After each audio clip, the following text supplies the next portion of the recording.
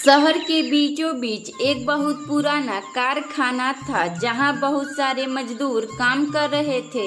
उसी कारखाने में एक हरिया नाम का आदमी भी काम कर रहा था। तभी उसी कारखाने में से एक आदमी कहता है, कारखाने में काम करते करते कितना समय हो गया है और फिर इस साल भी ठंड आ गई है। ठंड में यह कारखाना बर्फ की बैटरी लगता है, पर क्या कर सकें, ठंड भी तो बढ़ गई है। क्यों नहीं कर सकते, हम मालिक से कहकर यहाँ हीटर लगवा सकते हैं। हाँ हरिया, तुम सही कह रहे हो, हमें जरूर इस बारे में मालिक से बात करना चाहिए। तभी उस फैक्ट्री का मालिक अपने फैक्ट्री में आता है और अपने कमरे में चला जाता है। तभी उनमें से एक समझदार हरिया नाम का आदमी जो अपने मालिक के पास जाता है हीटर के बारे में बात करने के लिए। सर, क्या मैं अंदर आ सकता हूँ? हाँ, क्यों नहीं हरिया, तुम अंदर आ सकते हो, यह भी कोई पूछने की बात है। फिर हरिया अपने मालिक के ऑफिस में जाता है। मालिक, मैं आपसे कह रहा था कि आप एक फैक्ट्री में हीटर लगवा दीजिए। हम सब मजदूरों को बहुत ज्यादा ठंड लगती है। बस इतनी सी बात है हरिया, तुम चिंता ना करो। मैं अगले महीने जरूर एक हीटर लगवाऊंगा क्योंकि मुझे भी बहुत ज्यादा ठंड लगती है।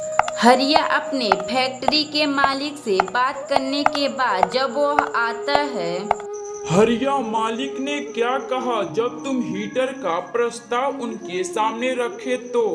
अरे कुछ नहीं, मालिक ने हम लोगों का बात मान लिए हैं। सभी हरिया का बात सुनकर बहुत ज्यादा खुश होते हैं। तभी शाम हो जाती है। सभी मजदूर फैक्ट्री में से काम करके अपने घर जाने लगते हैं। हरिया भी अपने घर आने लगता है।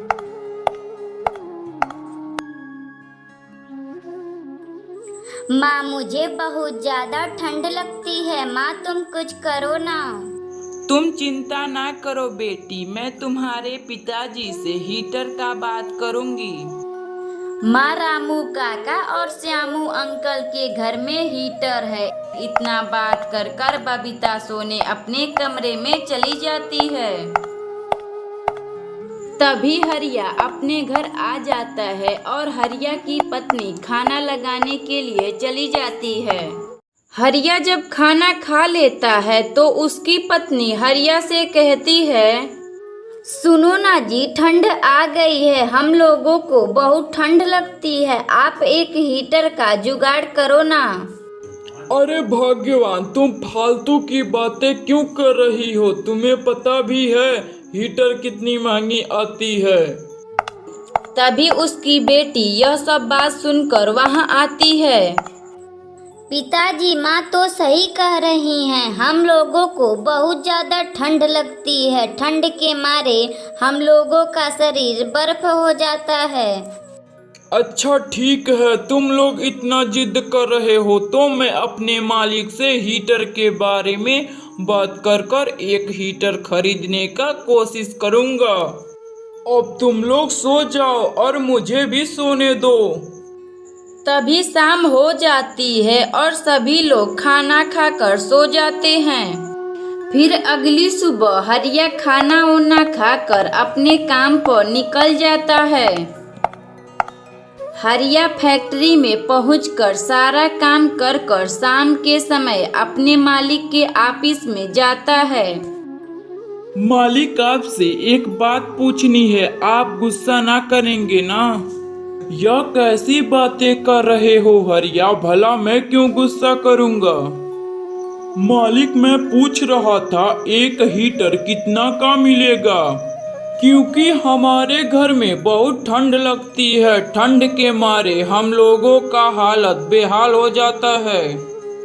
मैं इसी वजह से इसका दाम पूछने ऑफिस में आया हूँ, और कुछ पैसे मिल जाते तो मैं एक हीटर खरीद लेता। हरिया, मेरे हिसाब से तो इस समय हीटर का दाम बहुत महंगा होगा, 800 से 900 तक रुपए की मिलती होगी। हरिया तुम चिंता ना करो, मैं तुम्हें कल पैसे दे दूंगा और तुम अपने परिवार के लिए एक हीटर खरीद लेना। तभी शाम हो जाती है। सभी मजदूर फैक्ट्री में से काम करके अपने घर जाने लगते हैं। हरिया भी काम करके अपने घर आने लगता है। पापा आप मेरे लिए हीटर लाए हैं? नहीं बेटी, मालिक ने कहा है मैं कल तुम्हें पैसे दूंगा। बेटी, मैं कल तुम्हारे लिए पक्का एक हीटर खरीद कर ला दूंगा। अगली सुबह हरिया सुबह उठकर काम करने के लिए फैक्ट्री में जाने लगता है और बहुत ही खुश था क्योंकि आज हरिया को पैसे मिलने वाले थे। हरिया सारा काम निपटा कर मालिक के ऑफिस में चला जाता है। फिर मालिक ने उसकी तनख्वाह दे देता है। हरिया पैसे लेकर हीटर खरीदने के लिए जाने लगता है। हरिया बाजार से हीटर खरीद कर ला ही रहा था तो तभी उसका अचानक एक कार से एक्सीडेंट हो जाता है और हरिया का वहीं मौत हो जाता है।